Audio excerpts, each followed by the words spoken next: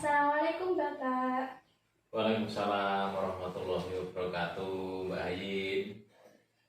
Sebelumnya mohon maaf Bapak Gunawan selaku Ketua Yayasan Ar-Rahmah Pacitan. Perkenankan saya melakukan wawancara belajar tentang kepemimpinan. Jika berkenan, boleh saya tahu profil Bapak yang berkaitan dengan pengalaman dalam memimpin? Terima kasih Mbak Ayin atas kesempatan belajar terkait dengan kepemimpinan. Sebenarnya kalau saya ini telat ya dalam hal pengalaman memimpin, karena SMP, SMA saya ini tidak begitu aktif di organisasi. Saya aktif di organisasi itu baru ketika sudah kuliah. Namun saya menyesal sebenarnya karena berkecimpung dalam organisasi, mengalami pengalaman-pengalaman memimpin itu juga mulai di perguruan tinggi. Nah, adapun di perguruan tinggi saya dulu aktif di SKI. SKI itu si Kerohanian Islam, ya. Kemudian juga pernah di KAMI, Kesatuan Aksi Mahasiswa Muslim Indonesia. Kemudian juga pernah di IMMP, Ikatan Mahasiswa Muslim Pacitan. Juga pernah di Partai Keadilan saat itu, ya, sebelum saya menjadi PNS. Adapun saat ini saya di Yayasan Ar-Rahmah yang bergerak di bidang pendidikan, yang membawai SMP, kemudian SD maupun TK. Nah, terkait dengan profil saya semacam itu, kira-kira apa yang ingin digali dari pengalaman kepemimpinan saya?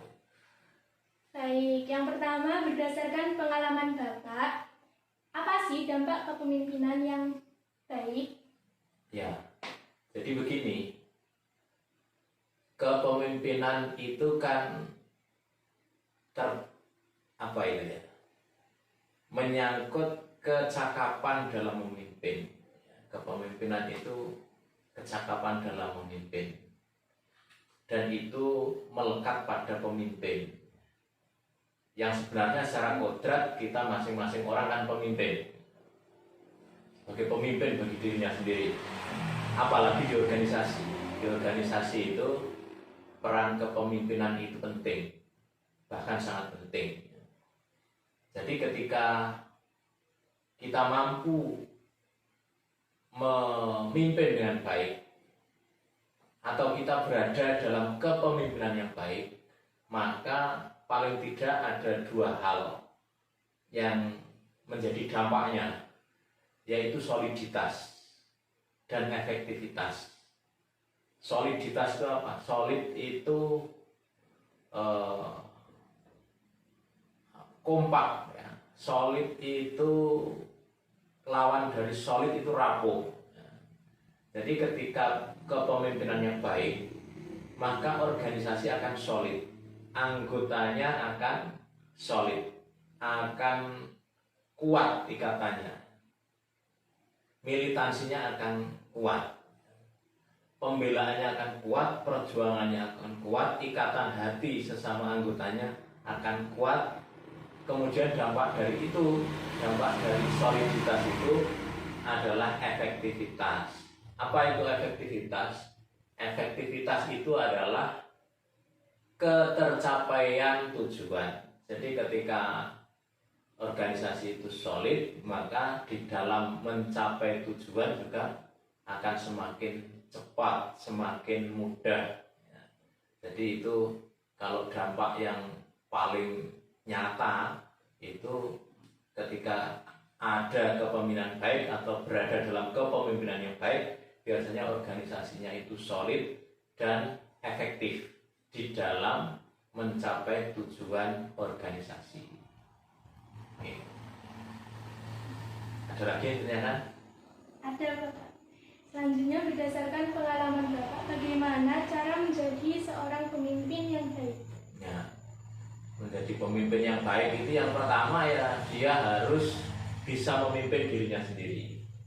Jadi pribadinya adalah menjadi pribadi yang sudah tertata.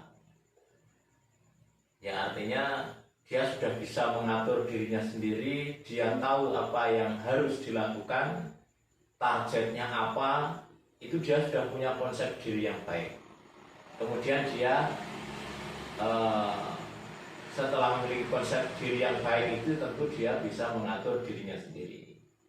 Itu yang pertama. Yang kedua adalah tentunya harus memiliki keikhlasan. Jadi dalam berorganisasi itu harus ikhlas. Harus ikhlas itu ya tujuannya adalah lillahi ta'ala. Ketika berorganisasi tujuannya bukan lillahi ta'ala, biasanya di dalam perjalanan itu akan berguguran ya. Akan ketika menghadapi ketidakpuasan dengan sesama anggota kadang sudah lokro ya. Nah itu ikhlas itu penting ya. Ikhlas itu penting. Kemudian juga diperlukan kesabaran. Jadi dalam berorganisasi itu tidak sama dengan mengatur dirinya sendiri. Maka diperlukan kesabaran. Karena tidak bisa membuat orang lain itu sama dengan diri kita. Nah ketika orang lain itu berbeda, kadang pemikirannya berbeda, kemudian ritmenya berbeda, karakternya berbeda, bahkan juga kadang kita harus mengeluarkan energi ekstra untuk mengkondisikan anggota atau teman-temannya. Itu kalau tidak ada kesabaran itu juga susah ya, untuk menjadi pemimpin yang baik ya. Kemudian yang tidak kalah penting lagi adalah terkait dengan pengorbanan. Jadi seorang pemimpin itu harus rela berkorban. Rela berkorban yang dimaksud ya begini, misalnya ketika rapat PD. Ketika rapat itu terkadang kehadiran kita hanya sekedar hadir saja itu memiliki arti yang sangat penting. Ya, coba kita bayangkan kalau kita punya organisasi anggotanya beberapa orang, kemudian ketika rapat itu entah apapun yang dihasilkan dari rapat itu kemudian semua anggota hadir, itu kan rasanya beda dengan ketika mau rapat anggotanya 20 misalnya, yang hadir cuma 2, padahal yang dibahas adalah hal yang sangat penting. Itu kan artinya cuma hadir saja, tidak berkontribusi dalam rapatnya misalnya, itu sudah punya pengaruh besar. Makanya bagi seorang pemimpin itu juga harus mengikhlaskan diri dalam hal berkorban, paling tidak berkorban ya mengorbankan egonya, misalnya dia punya agenda sendiri, kemudian dia harus hadir di rapat. Ini baik sebagai pemimpin maupun sebagai anggota penting ya, untuk berkorban itu penting. Nah itu semua kalau terkait dengan bagaimana caranya itu saya rasa hal yang mendasar itu ya. Kalau soal kecakapan bisa berlatih seiring dengan pengalaman, tetapi keikhlasan, kemudian kesabaran, kemudian yang ketiga tadi terkait dengan rela berkorban itu sulit dilatih. Itu harus lahir di hati masing-masing orang.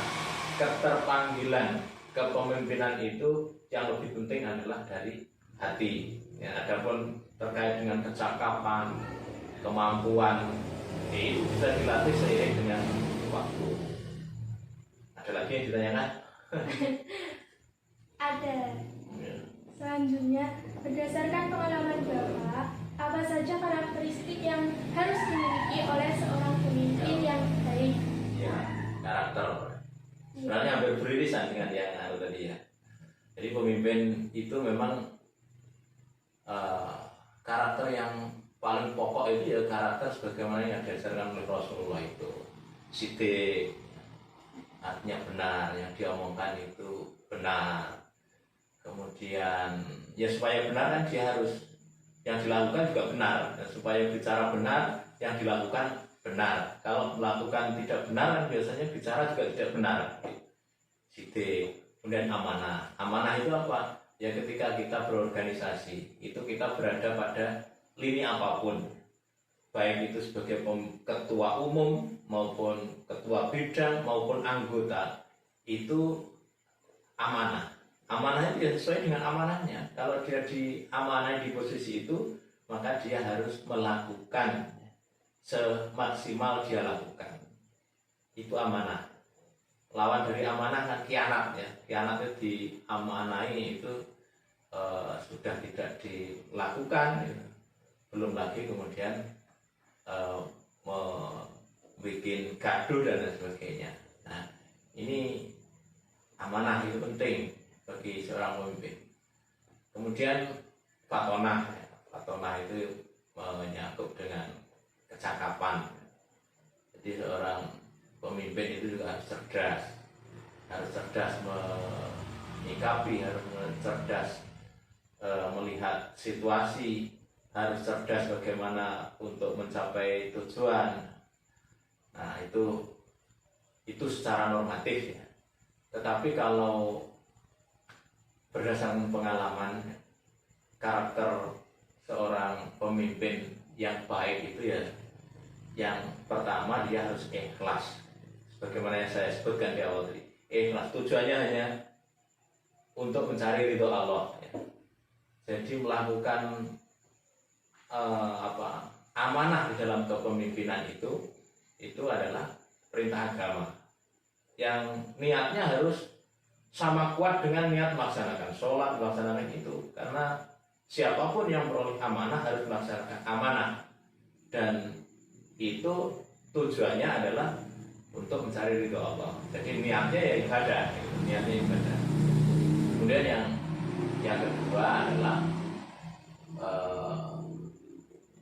ya dia harus punya optimisme. Jadi seorang pemimpin itu harus optimis. Artinya dia harus bisa membangkitkan semangat dari anggota. Bahwa hal sulit itu wajar, tapi kemudian seorang pemimpin pasti bisa. Selama kita bisa mau melakukan, pasti bisa. Nah itu harus senantiasa ada pada seorang pemimpin. Dan yang ketiga ya, seorang pemimpin itu adalah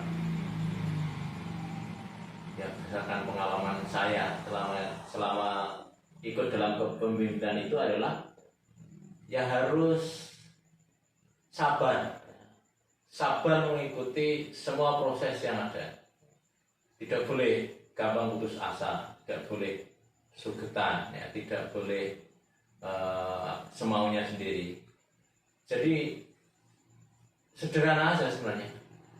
Ketika dia mau, kemudian dia mengikuti semua proses yang ada, paling tidak kalau ada acara-acara hadir, apalagi kalau dia diamanai sebagai panitia misalnya, maka dia harus terdepan ya, di dalam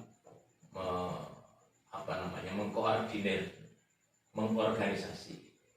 Ya, kalau kepemimpinan itu pada akhirnya ya mengorganisasi, mengorganisir, mengatur, memanage, ya, mengelola.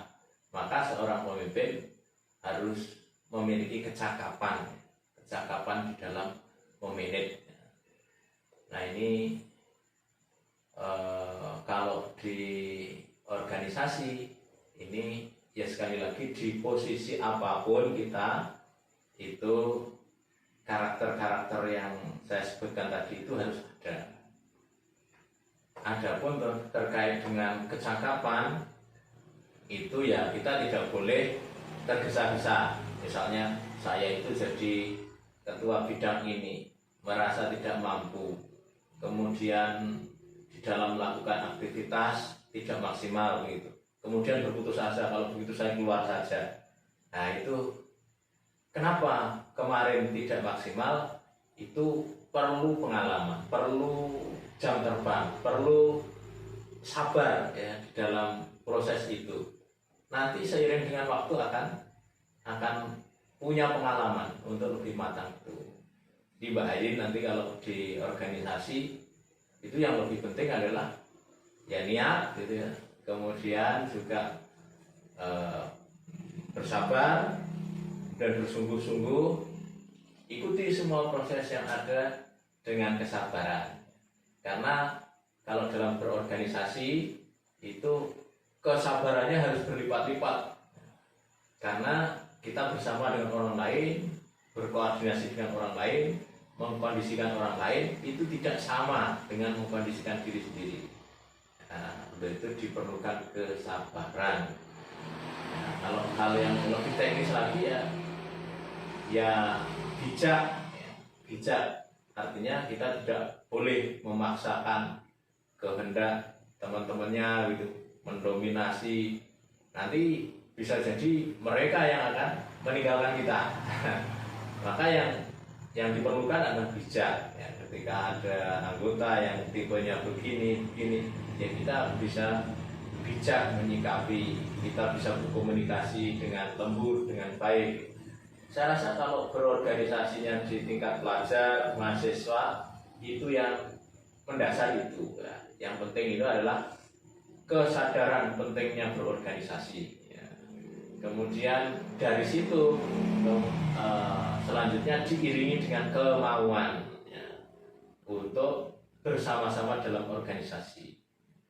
Kemudian di dalam prosesnya itu juga harus diikuti dengan sabar, dengan sungguh-sungguh, dengan juga harus mengalahkan egonya. Nah itu.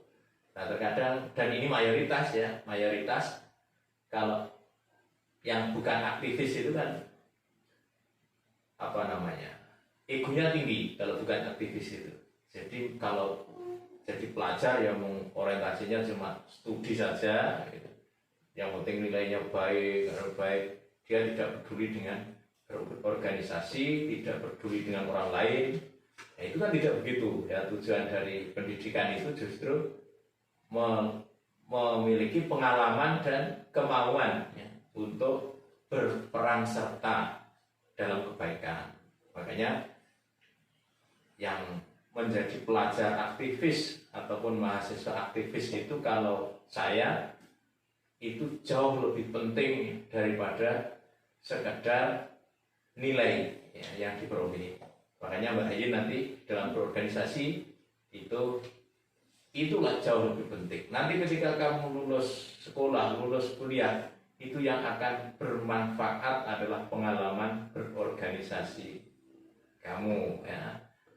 Pengalaman kepemimpinan di masa sekolah, di masa mahasiswa itu nanti akan sangat berguna di masyarakat.